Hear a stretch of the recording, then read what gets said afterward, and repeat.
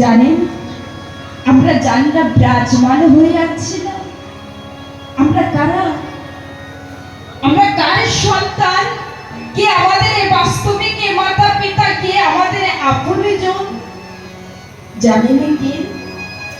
এই তো আপনাদের সম্মুখে বসে আছে মা। জানেন, একটা মায়ের 5টি সন্তান, আর সেই মা কি করে? প্রত্যেকে দিনে গৃহস্থের কর্ম করার সময় 5টি সন্তানের হাতে খেলনার জিনিস দিয়ে রাখে। আর এই মা কি করে? গৃহস্থের কর্ম করতে থাকে। কিন্তু জানেন মা, ওই 5টি সন্তানে যে খেলনার জিনিস দিয়ে খেলা করছে না, তার ভিতরে একটি সন্তানের ওই খেলনার ভিতরে মরে বসছে না।